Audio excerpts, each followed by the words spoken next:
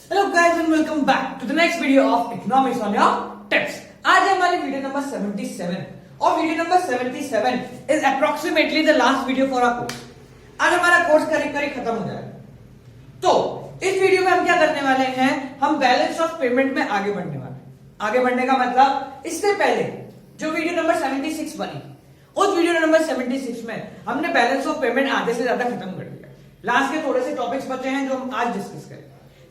क्या क्या हमने खत्म कर लिया, हमने बैलेंस ऑफ पेमेंट का बेसिक पढ़ लिया, बैलेंस ऑफ पेमेंट के अंदर झांक के पढ़ लिया। इस वीडियो को स्टार्ट करने से पहले आप एक बार वीडियो नंबर 76 जरूर देख लें, उसका डिस्क्रिप्शन नीचे मिल जाएगा, वरना यूट्यूब पे जाके economics on tips video number 76 ये टाइप करोगे आपको मिल जाएगा।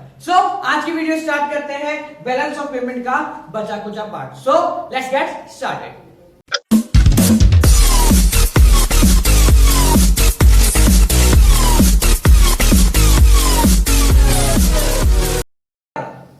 पिछले वीडियो में जो पढ़ा है उसको फटाफट से एक बार रिवाइव करा देता हूं। बैलेंस ऑफ पेमेंट एक ऐसा स्टेटमेंट है जिसमें एक साल के अंदर हमारी कंट्री ने किसी और कंट्री या रेस्ट ऑफ द वर्ल्ड के साथ कितने ट्रांजैक्शन किए हैं related to money and money matter. Balance of payment में दो अकाउंट बनते हैं। ये हमारा एक बैलेंस ऑफ पेमेंट हो गया, इसमें दो अकाउंट बनते हैं। एक आता है करंट अकाउंट और एक आता है कैपिटल अकाउंट। करंट अकाउंट में तुम्हारे तीन टाइप के ट्रांजैक्शंस आते हैं। कौन कौन से? विजिबल गुड्स, इनविजिबल और यूनिलेटरल। ये सब मैंने पिछली वीडियो में समझा दिया, वापस इसे समझा रहा हूं ताकि एक बार रिवाइव हो जाए। विजिबल का मतलब रिलेटेड टू गुड्स, जो हमने सामान इधर से उधर बेचा है, उधर से इधर किया, यानी कि एक्सपोर्ट एंड इंपोर्ट्स। इनविजिबल जो कि सर्विसेज ट्रांसफर हुई। Unilateral one sided transactions.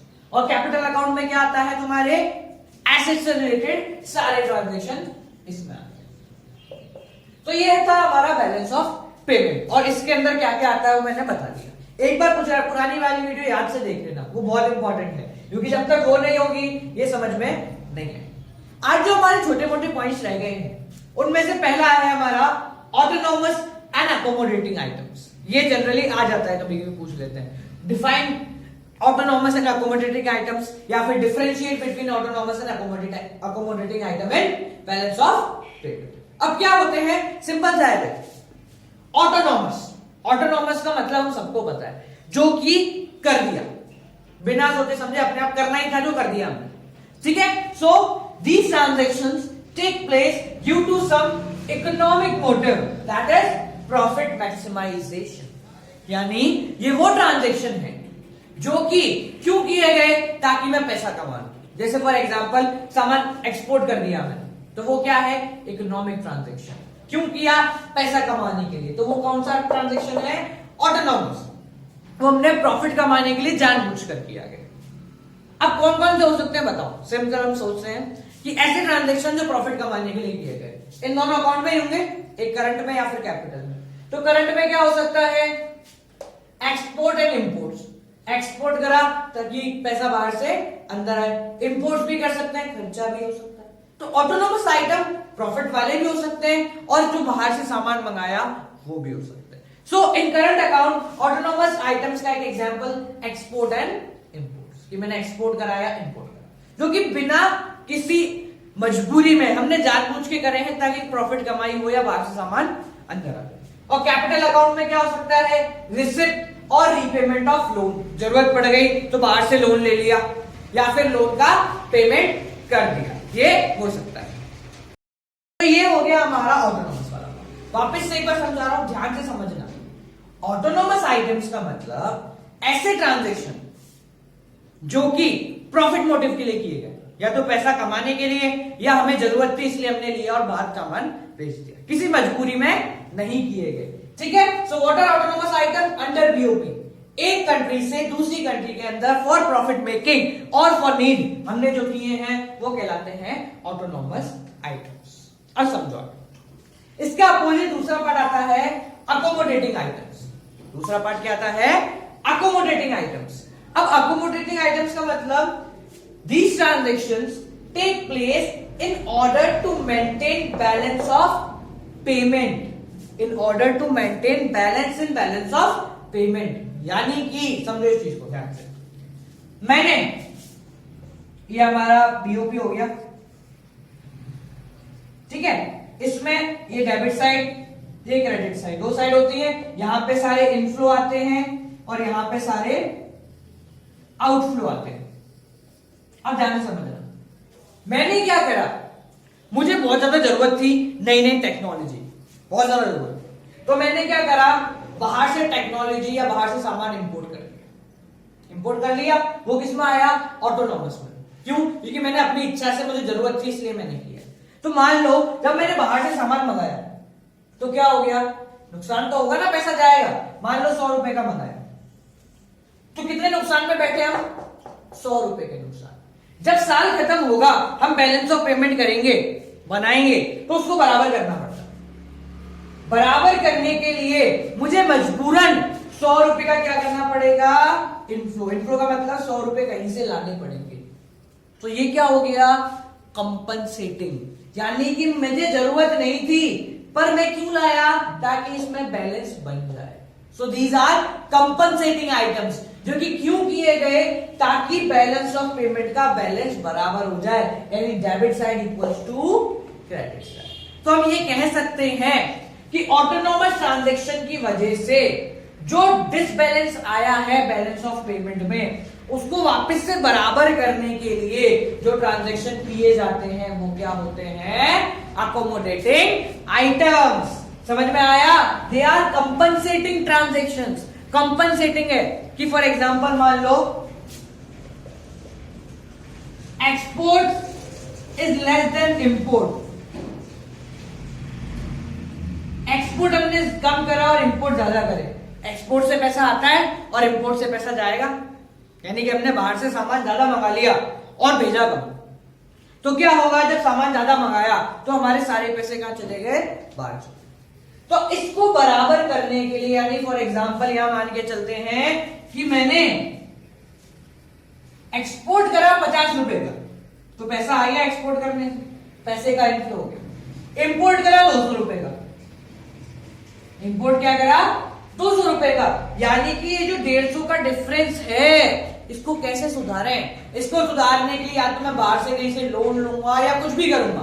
तो वो 150 रुपए जो मैं सुधार रहा हूं वो क्यों, ताकि बैलेंस ऑफ पेमेंट में क्या आ जाए, डेबिट और क्रेडिट साइड बराबर आ जाए। So that is known as accommodating items. They are those items which takes place just to compensate the balance of BOP, balance of payment. समझ में आया, ये होता है तुम्हारा ऑटोनॉमस एंड अकोमोडेटिंग आइटम्स। अब आगे देखो, ध्यान से समझना इस चीज को। ये तो हो गया ऑटोनॉमस एंड अकोमोडेटिंग आइटम्स। एक छोटी सी चीज और देखो, तुमको समझानी है, जो पिछली बार रह गई थी। ये तो हो गया, इसमें तो कोई प्रॉब्लम नहीं है। ऑटोनॉमस तो जानबूझकर किए गए, प्रॉफिट कमाने के लिए, क्या जरूरत थी इसलिए। और अकोमोडेटिंग जो मजबूरी में किए गए, क्योंकि हमने यहां पे गड़बड़ कर दी। अब देखो, मैंने एक चीज बताई थी, बैलेंस ऑफ ट्रेड, ये बता दिया था पिछली बार। Balance of trade, balance of trade मैंने क्या बताया था, ये कि करंट अकाउंट के जो विजिबल ट्रांजैक्शंस होते हैं उनको हम बैलेंस ऑफ ट्रेड कहते हैं। सही था, तब भी सही था, अभी भी सही है, कुछ गड़बड़ नहीं है। बस समझाना क्या है कि हमने क्या करा, विजिबल आइटम्स का ट्रेड करा। तो इसको मैं क्या बोलूंगा, एक्सपोर्ट्स एंड इंपोर्ट्स। इसमें क्या आएगा, एक्सपोर्ट एंड इंपोर्ट। तो बैलेंस ऑफ ट्रेड में क्या आता है, export of goods and import of goods. ये तुम्हें समझाना एक चीज रह गई थी कि बैलेंस ऑफ ट्रेड में ये तो बता दिया था कि विजिबल आइटम्स होते हैं, पर विजिबल आइटम्स को हम क्या बोलेंगे, एक्सपोर्ट एंड इंपोर्ट कराए हमने और कुछ नहीं करते। Export of goods and import of goods. तो बैलेंस ऑफ ट्रेड का बैलेंस कब होता है, when export equals to import. हमने अभी पढ़ा कि बीओपी फाइनल आते आते बराबर होना चाहिए। तो सिमिलरली ये पार्ट भी बराबर होना चाहिए। तो बैलेंस ऑफ ट्रेड इक्वल कब होगा, when export equals to import. समझने वाली बात सिर्फ इतनी है तुम्हारे कि बैलेंस ऑफ पेमेंट क्या होता है, एक ऐसा अकाउंट जिसमें दो अकाउंट होते हैं, करंट और कैपिटल। इसके अंदर तीन चीज आती हैं, visible items, invisible items and unilateral transfer, जबकि इसके अंदर आते हैं एसेट्स एंड डेट। इसका जो एक छोटा सा पार्ट है विजिबल, इसको मैं बैलेंस ऑफ ट्रेड कहता हूं, जिसमें क्या आता है, export of goods and import of goods. ये है हमारी समझने वाली बात इस चैप्टर का सार। इस चैप्टर में से जनरली क्या आता है तुम्हारे को कि balance of payment and balance of trade के बीच में डिफरेंस बताओ, ये पूछना। आज सीधी सी बात है, समझना, बैलेंस ऑफ पेमेंट एक पूरा पार्ट है और उसके अंदर का एक छोटा सा आइटम है तुम्हारा balance of trade. Balance of payment में सब कुछ आता है, विजिबल, इनविजिबल, यूनिलेटरल, ऐसे सब आता है, जबकि बैलेंस ऑफ ट्रेड में क्या आता है, विजिबल, यानी कि सिर्फ और सिर्फ गुड्स, सिर्फ और सिर्फ गुड्स। समझ में आया? तो ये है हमारा balance of trade and balance of payment और accommodating and autonomous item. Accommodating items का मतलब जो कि मजबूरी में किए गए हैं, और ऑटोनॉमस आइटम्स का मतलब जो कि जानबूझ के किए गए हैं प्रॉफिट कमाने को। हमारा लास्ट टॉपिक में क्या करना है, हमने अभी देख लिया कि ऑटोनॉमस आइटम्स क्या है, अकोमोडेटिंग आइटम्स क्या है। ऑटोनॉमस जो जानबूझ के करे, और अकोमोडेटिंग जो मजबूरी में करने पड़े क्योंकि ऑटोनॉमस में नुकसान हो गया था। तो देखो, अब हमारा लास्ट टॉपिक क्या है, deficit in BOP. Balance of payment में क्या आ गया, डेफिसिट आ गया, नुकसान हो गया। ये यहां था बीओपी, ये क्रेडिट साइड, ये डेबिट साइड, ये इनफ्लो, ये आउटफ्लो। डेफिसिट का मतलब उन्हें आउटफ्लो ज्यादा कर दिया, ये मान लो 150 कर दिया और ये 50 ही रह गया। क्यों हुआ ऐसा? तो हम बात करते हैं कि बीओपी में डेफिसिट क्यों आता है, क्यों ऐसा होता है कि मैं पैसा ज्यादा बाहर भेज देता हूं और अंदर कुछ नहीं आता। इसके बहुत सारे रीजन है। पहला आता है हमारा reason economic factor. Economic factor का मतलब देखो, पहला फैक्टर आता है इसमें डेवलपमेंटल एक्टिविटी। हम मोस्टली बात करते हैं एक ऐसी कंट्री जो कि अभी डेवलप हो रही है, जैसे हमारी कंट्री इंडिया डेवलप हो रही है, अब तो बहुत ज्यादा होने लग गई, पर एक ऐसा टाइम भी था और अभी भी है कि हमारी कंट्री क्या है, डेवलप हो रही है। तो हमें क्या चाहिए, बाहर की कंट्रियों से बहुत ज्यादा टेक्नोलॉजी इंपोर्ट करनी पड़ेगी। बाहर की कंट्रियों से बहुत ज्यादा टेक्नोलॉजी इंपोर्ट करनी पड़ेगी। क्यों? क्योंकि हमें डेवलप होना है, हम अभी डेवलपिंग है, हमें डेवलप होना है, तो हमें बाहर की कंट्रीज से गुड्स, टेक्नोलॉजी ये सब लानी पड़ेगी। तो जब हम बाहर से कुछ भी लेके आएंगे तो पैसा बाहर चला जाएगा। सो द डेवलपिंग कंट्रीज, उनको सर्विसेज या गुड्स बहुत ज्यादा इंपोर्ट करने पड़ते हैं, तो इसलिए पैसा बाहर जाता है और बैलेंस ऑफ पेमेंट में डेफिसिट हो जाता है। Next reason, high rate of inflation. High rate of inflation का मतलब प्राइस बढ़ जाना। अब ध्यान से समझो इसको, बहुत सिंपल है। वैसे एक चीज लेते हैं जो कि हमारे यहां 10,000 रुपए की मिल रही है, और वही चीज अगर मैं इंडिया के बाहर से मंगाऊंगा तो सारे टैक्स लगा के वो 8,000 में मुझे मिल जाएगी। तो मैं कहां से लेना पसंद करूंगा, बाहर से। तो जब हमारे यहां प्राइस बढ़ जाते हैं तो हम क्या करेंगे, सामान बाहर से मंगाना चालू करेंगे, क्योंकि वो सस्ता पड़ेगा। तो जब सामान बाहर से मंगाया तो पैसा बाहर चला गया और बैलेंस ऑफ पेमेंट में डेफिसिट हो गया। Next reason, cyclical fluctuation. Cyclical fluctuation का मतलब है, देखो ये हमारी बिजनेस साइकिल होती है। ये होता है बूम पीरियड। बूम पीरियड का मतलब बहुत ज्यादा सामान बन रहा है, बहुत सारा डिमांड हो रही है। और एक होता है डिफ्लेशन पीरियड। डिफ्लेशन बोलो या रिसेशन बोलो, जहां पे कुछ नहीं हो रहा, सब फालतू बैठे। तो जब डिमांड ज्यादा होगी तो हमें बाहर से सामान मंगाना पड़ेगा, जब डिफ्लेशन होगा तो हमें बाहर से टेक्नोलॉजी मंगानी पड़ेगी। तो क्या करना पड़ेगा हमें, बीओपी में डेफिसिट आ जाएगा। नेक्स्ट देखो, डिक्रीज इन एक्सपोर्ट। एक्सपोर्ट कम हो गए। एक्सपोर्ट कम होने का मतलब यहां से सामान बाहर जा ही नहीं रहा। जब सामान बाहर जाएगा ही नहीं तो पैसा कैसे आएगा, और जब पैसा आएगा ही नहीं तो ऑब्वियस सी बात है बैलेंस ऑफ पेमेंट में डेफिसिट होना पक्की बात। नेक्स्ट देखो, इंपोर्ट ऑफ सर्विसेज। जब हम बाहर से सर्विसेज को इंपोर्ट करते हैं, नई नई टेक्नोलॉजी लेके आएंगे, बहुत सारे कॉल सेंटर्स इंडिया में आए, तो बहुत सारा पैसा इंडिया का बाहर चला गया। क्योंकि जब कॉल सेंटर्स आएंगे तो हमें सर्विसेज का पेमेंट करना पड़ेगा, और पेमेंट करा तो सारा का सारा पैसा बाहर चला गया। तो ये है हमारे इकोनॉमिक फैक्टर्स जिनकी वजह से बैलेंस ऑफ पेमेंट में डेफिसिट आता है। ठीक है, नेक्स्ट फैक्टर्स आते हैं जो कि डेफिसिट करते हैं बैलेंस ऑफ पेमेंट में। Political factors. पॉलिटिकल फैक्टर्स का मतलब पॉलिटिक्स की वजह से या सरकार की वजह से बैलेंस ऑफ पेमेंट में नुकसान आया। जैसे वही अपन लेते हैं, वही चीज अपनी बीओपी, ये आउटफ्लो और ये इनफ्लो। इसमें पहला आता है पॉलिटिकल इंस्टेबिलिटी। पॉलिटिकल इंस्टेबिलिटी का मतलब अभी सरकार दूसरी थी, अब सरकार बदल गई, तो उस सरकार ने नए कानून लिया है और उस सरकार के कानून रद्द हो गए, या कुछ भी ऐसा हुआ जिसकी वजह से आउटफ्लो ज्यादा हो गया, वो क्या हो गया? Political instability. Next, political disturbance. Political disturbance का मतलब हमारी पॉलिटिक्स इंपोर्ट और एक्सपोर्ट में छेड़छाड़ करने लग गई।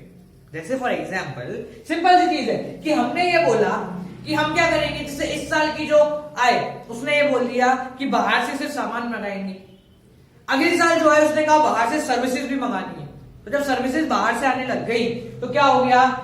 आउटफ्लो ज्यादा हो गया। अभी क्या आया? Make in India. Make in India का मतलब सारा सामान इंडिया में बनेगा। जब सामान इंडिया में बनेगा तो पैसा बाहर कम जाएगा, और जब कम जाएगा तो डेफिसिट नहीं होगा। तो पॉलिटिकल डिस्टर्बेंस की वजह से भी डेफिसिट आ जाता है। लास्ट टॉपिक है अपना सोशल फैक्टर्स। सोशल फैक्टर्स का मतलब सोसाइटी में बहुत सारे फैक्टर्स हैं, जैसे सबसे important demonstration effect. Demonstration effect का मतलब आजकल क्या हो रहा है, आजकल तो अब तो हम बहुत आगे आ गए। थोड़े टाइम पहले इंडिया में कोई मैकडोनल्ड्स नहीं था, इंडिया में कोई डोमिनोज वगैरह नहीं था, इंडिया में ऐसी चीजें नहीं थी जो कि इंडिया के बाहर थी, पर हमें वहां का ट्रेंड इतना पसंद आने लग गया कि हम उसको कॉपी करने लग गए। तो हम क्या हुए, जो डेवलप कंट्री है वहां की देखा देखी हम करने लग जाते हैं। तो वो क्या होगा, जब वहां की देखा देखी कर रहे हैं तो डोमिनोज अब या मैकडोनल्ड हमारे घर में तो बना हुआ नहीं है, हमें बाहर से लाना पड़ेगा। जब हम बाहर से लाएंगे तो बहुत सारा अमाउंट बाहर देना पड़ेगा। सो डेमोन्स्ट्रेशन इफेक्ट, उनकी तरह रहना, उनकी तरह कपड़े पहनना, उनकी तरह उनकी वाली क्वालिटी पहनना आजकल हमारे दिमाग में नहीं है, पर आज से कुछ टाइम पहले हमारे दिमाग में ये सब चीजें चल रही थी। नेक्स्ट देखो, चेंज इन प्रेफरेंस। अब चेंज इन प्रेफरेंस बहुत इंपॉर्टेंट चीज है कि हमारा प्रेफरेंस बदल गया।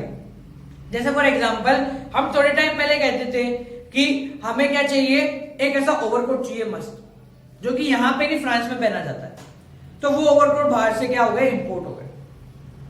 ठीक है, थोड़े टाइम बाद जब हमें लगने लगा कि यहाँ पे सर्दी कम है, यहाँ पे वो चीज नहीं चलेगी, तो हमने उसको कैंसिल करके कुछ और ट्रेंड अपना लिया कि हमें ये नहीं वो चाहिए। तो उससे क्या हुआ कि जो वो चीजें आई उसका भी इनफ्लो, और उसके बाद जो हमने सेकेंड चीज मंगाई उसका भी इनफ्लो। तो क्या हो गया इसकी वजह से, जैसे ही हमारी प्रेफरेंस बदली कि हमें मैकडी का बर्गर पसंद नहीं आ रहा, तो हम किसी और चीज का बर्गर लेके आएंगे या कुछ और चीज लेके आएंगे जो कि इंडिया के बाहर की है। तो उससे क्या होगा, बहुत सारा पैसा बाहर जाएगा। जब हम दूसरे की चीज को अपनाते हैं तो उसको पेमेंट करनी पड़ती है, रॉयल्टी देनी पड़ती है। So that is known as change in preference या डेमोन्स्ट्रेशन इफेक्ट। तो ये थे हमारे सोशल फैक्टर्स जिसकी वजह से बैलेंस ऑफ पेमेंट में गड़बड़ आती है। तो गाइस ये तो हो गया हमारा आज का चैप्टर खत्म, और इस चैप्टर के साथ साथ हमारा इकोनॉमिक्स का कोर्स भी खत्म हो गया। हमने हमारी 77 वीडियोस बनाई, इसमें माइक्रो इकोनॉमिक्स और मैक्रो इकोनॉमिक्स खत्म हो गई। पर ये मत सोचना कि इकोनॉमिक्स वाले टिप्स बस यही खत्म हो जाएगी। This is just the beginning. अभी हम स्टार्ट कर रहे हैं क्योंकि हमारी लाइफ बहुत बड़ी है, अभी हम सिर्फ 12th क्लास में। जब जरूरत पड़ेगी इकोनॉमिक्स और टिप्स जरूर आपको मिलेगी। टिल देन गाइस ये क्या है, ये मोस्टली सबको पता है, जिनको नहीं पता उनको बता देता हूं। ये मेरी बुक है, this is for macroeconomics and also available for microeconomics. जिन लोगों को भी ये वीडियो अच्छी लगे, ये वीडियो लास्ट तक जरूर देखना। जिन लोगों को भी ये वीडियो अच्छी लग रही है वो मुझसे कांटेक्ट करके बुक मंगा सकता है। मेरी बुक 7690041256, ये मेरा नंबर है 7690041256। With the name of economics on tips आप मुझसे कांटेक्ट कर सकते हो। और ये जो बुक है ये अभी तो मेरे थ्रू मिलेगी, पर आने वाले कुछ टाइम में ये बुक मार्केट में भी आएगी, क्योंकि इस बुक की पब्लिसिटी बढ़ रही है तो ये बुक मार्केट में भी निकालेंगे। पता नहीं बिकेगी नहीं बिकेगी, पर ये बुक मार्केट में जरूर आएगी, आप लोगों के पास तक जरूर पहुंचेगी। और इस बुक की कॉस्ट जितनी है उतनी रहेगी, इसको मैं बढ़ाना नहीं है, क्योंकि मेन मोटिव पैसे कमाना नहीं है। ठीक है, सो गाइस इकोनॉमिक्स वाले टिप्स देखते रहो, खत्म नहीं हुआ है, अभी हम स्टार्ट हुए हैं, अभी तो पिक्चर शुरू हुई है, आगे भी बहुत आगे तक जाना है। So guys keep on watching economics on tips, like करो, कमेंट करो, शेयर करो और आने वाले टाइम में भी देखते रहो इकोनॉमिक्स ऑन योर टिप्स।